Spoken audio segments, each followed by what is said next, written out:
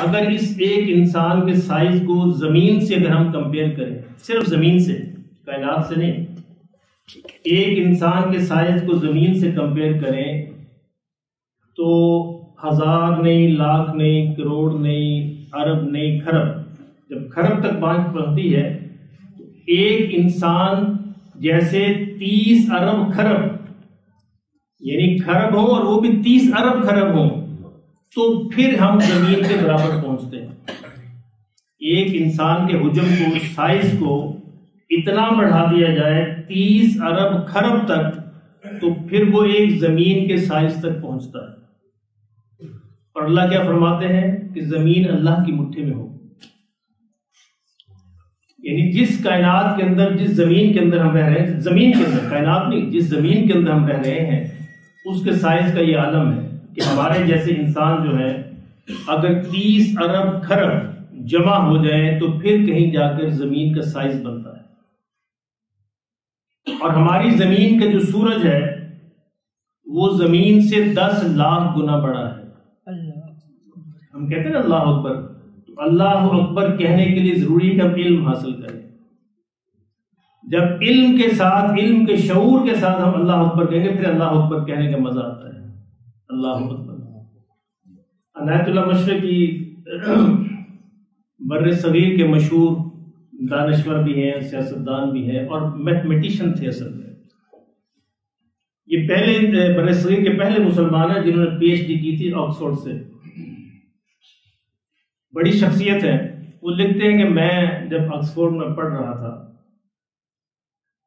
ایک دن بارش ہو رہی تھی، تو میں نے دیکھا کہ میرے جو استاد تھے فزکس کے پروفیسر، وہ چھتری کو بغل میں دبائے ہوئے چرچ کی طرف جا رہے تھے۔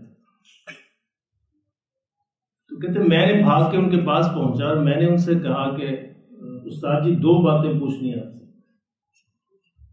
ایک تو یہ کہ بارش ہو رہی ہے، چھتری آپ نے بغل میں دی، وہ کہتے ہیں ہو سوری مجھے یاد نہیں رہا، چھتری کھول کے انہوں نے اوپر کر دی۔ کہتے ہیں دوسری بات یہ پوچھنی ہے کہ آپ بھی چرچ جاتے ہیں؟ میں تو سمجھا تھا سائنسدان جو ہے وہ اللہ کو مانتے ہیں، آپ بھی چرچ جا رہے ہیں؟ تو کہتے وہ مجھے کہنے لگے عنایت اللہ یہ تو لمبی بات ہے، شام کو میرے گھر آنا پھر بات کریں۔ کہتے شام کا انہوں نے مجھے ٹائم دے دیا اور میں شام کو ان کے گھر پہنچا، ان پہ چائے پہ ملاقات ہوئی۔ کہتے ہم نے چائے پی، اس کے بعد انہوں نے ستاروں کے اور سیاروں کی جو حالات بیان کرنے شروع کیے۔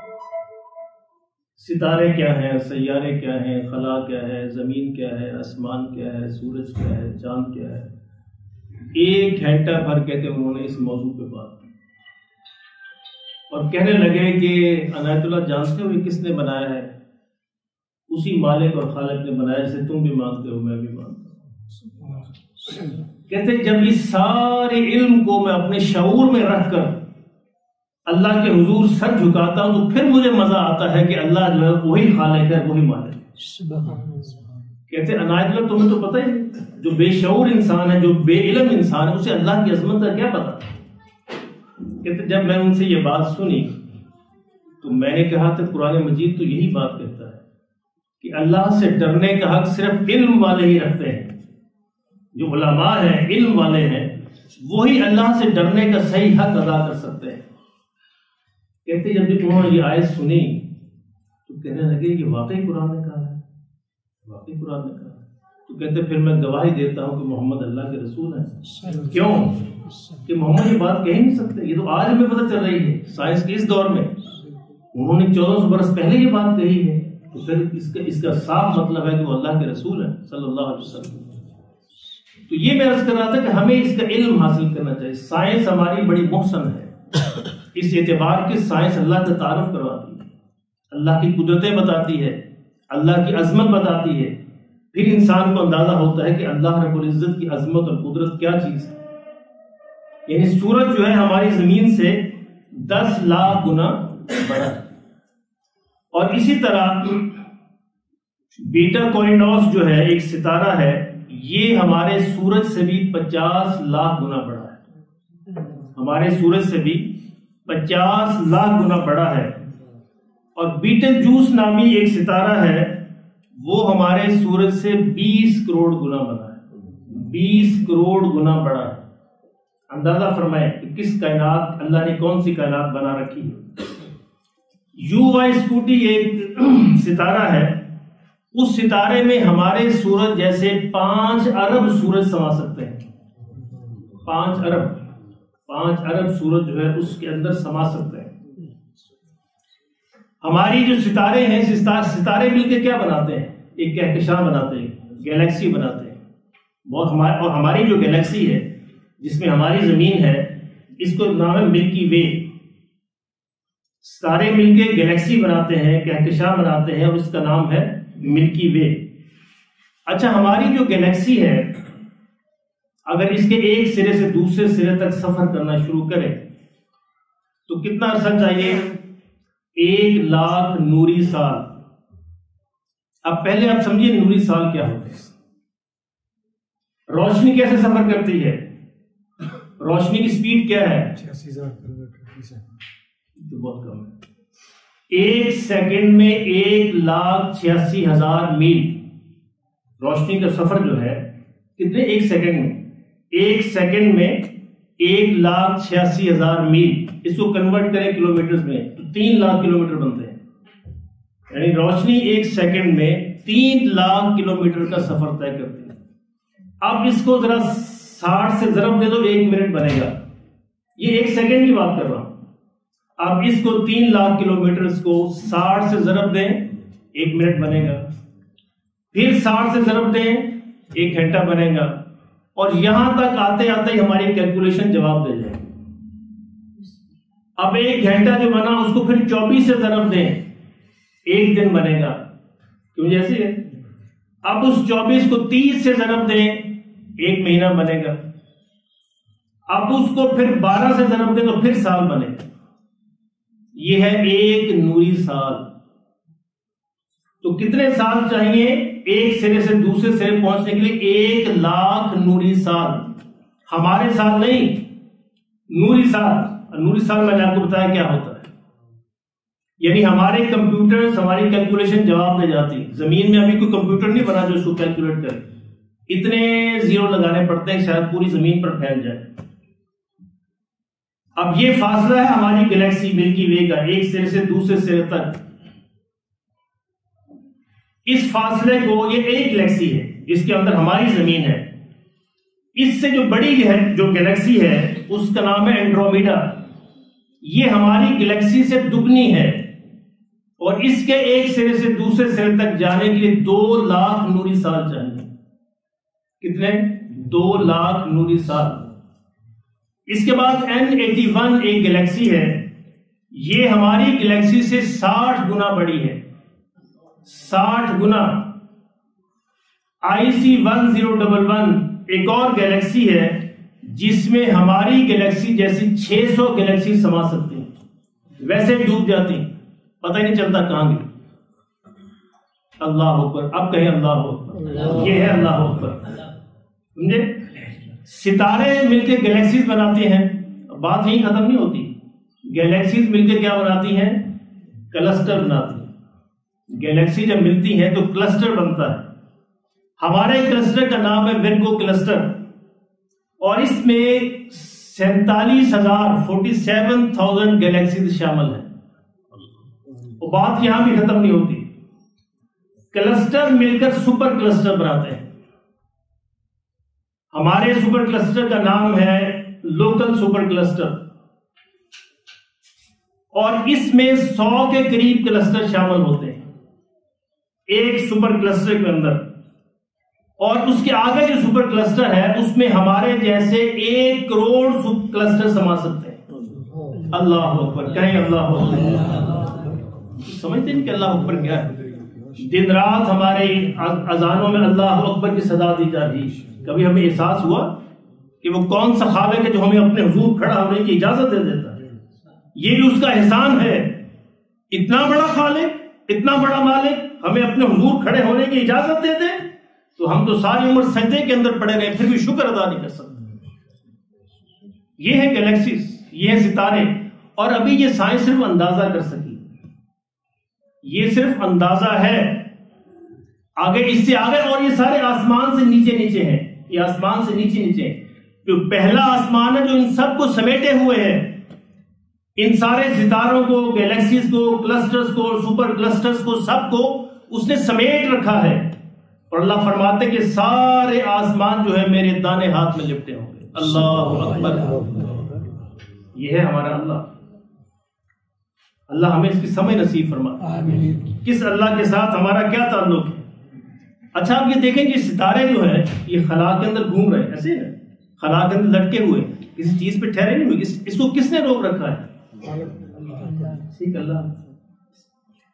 آپ نے کبھی تجربہ کیا ہو، ہم تجربہ کرتے تھے اپنے بچپن میں کہ ہمارے پاس تو موبائلز نہیں ہوتے تھے کھیلنے کے لیے، گیمز نہیں ہوتی تھی، ویڈیو گیمز نہیں تھی نا. ہمارے پاس کیا ہوتے تھے؟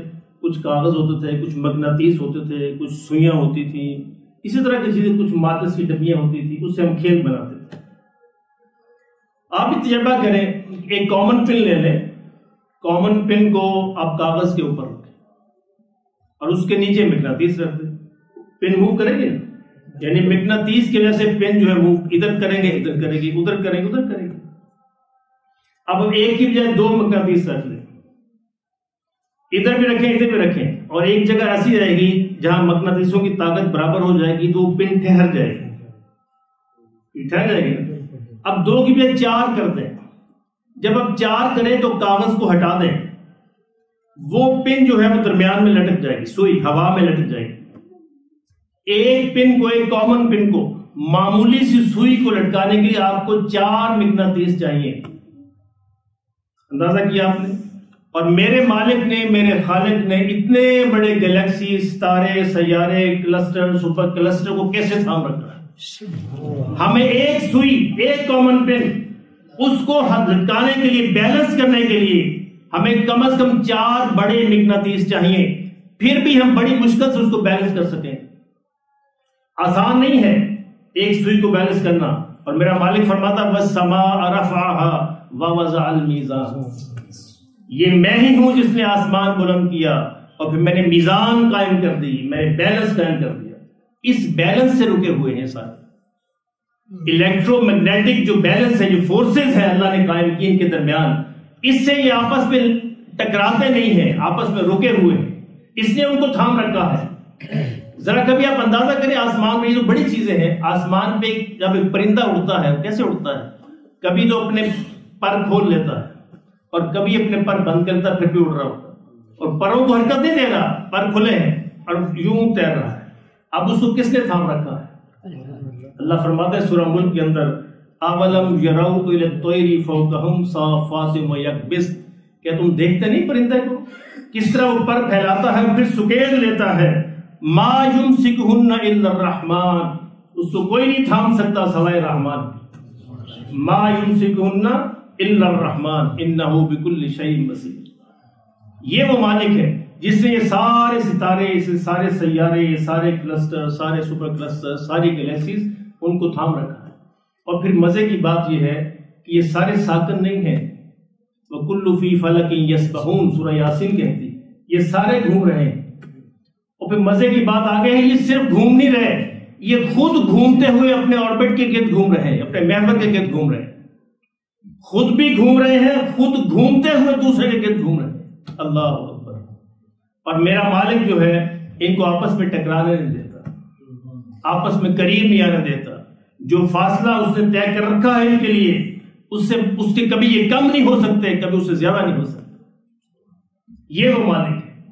ایک روایت آتی ہے، اس کی اتھینٹسٹی تو شاید معلوم نہیں، لیکن میں اس کا مضمون بالکل ٹھیک ہے.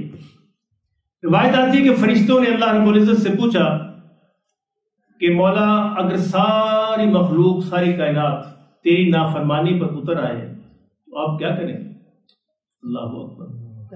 اللہ نے فرمایا کہ میں اپنے جانوروں میں سے ایک جانور کو حکم دوں گا، وہ اس پوری کائنات جو بھی میں نے بیان کی ہے، اس سے بھی آگے آسمانوں سمیت، وہ اس کا ایک لقمہ بنا لے گا. اللہ کہیں اللہ. فرشتوں نے پوچھا، فرشتوں کو معلوم نہیں، فرشتوں نے پوچھا مولا وہ تیرے وہ جانور کہاں رہتے؟ اللہ نے فرمایا کہ میرے وہ جانور جو میری چراگاہوں کے اندر چل رہے ہیں. اب اللہ کی وہ چراگاہیں کتنی بڑی ہیں، اور اللہ روز ان کو کتنے لقمے کھلاتا ہوگا، وہ مخلوق جس کا فرشتوں کو بھی علم نہیں،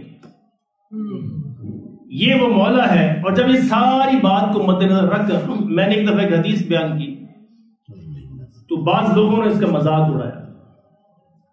کیوں اڑایا؟ کہ ان کو پتہ ہی نہیں تھا کہ اللہ کی کائنات کتنی بڑی ہے، میرا مولا کتنی طاقت والا ہے۔ حدیث یہ ہے کہ سب سے آخری درجے کا جو انسان جو جنت میں جائے گا اس کو اللہ اتنی بڑی جنت دیں گے جو اس زمین سے 10 گنا بڑی ہوگی۔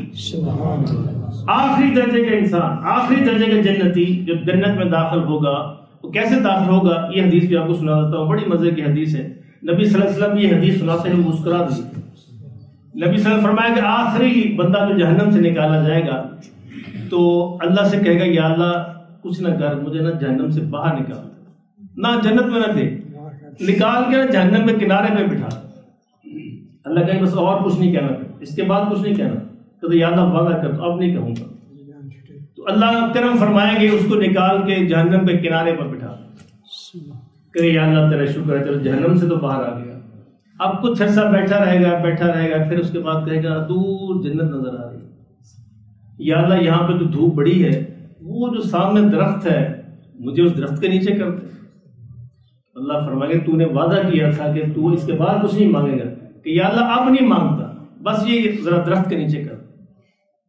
فرمایا کہ اللہ اپنا فضل فرمائیں گے، اس کو اس درخت کے نیچے کر دے۔ حضور نے فرمایا صلی اللہ علیہ وسلم، حضور مسکرا رہے تھے جب حدیث بیان کر رہے، آپ نے فرمایا اس کے بعد اس کو جنت نظر آئے گی، کہ یا اللہ مجھے اس کے قریب کر دے ذرا، اچھا اندر داخل نہ کرنا مجھے جنت کے قریب کر دے۔ کہتے اللہ فضل فرمائیں گے جنت کے قریب کر دیں، کہیں گے آپ کچھ نہیں کہنا تم۔ اب وہاں پہ بیٹھا جنت کے نظارے دیکھے گا، لوگوں کو دیکھے گا، اب ظاہر کہے کہ یا اللہ تو بڑی رحیم ہے، کریم ہے، اچھا مجھے محل نہ دینا، کچھ نہ دینا، بس جنت کے گیٹ کے اندر کر دینا۔ کہتے اللہ پاک کہیں گے دیکھو تو نے مجھ سے کتنی دفعہ وعدہ کیا، اب نہیں تو نے کچھ کہنا، بس گیٹ کے اندر کر دیتا ہوں تجھے۔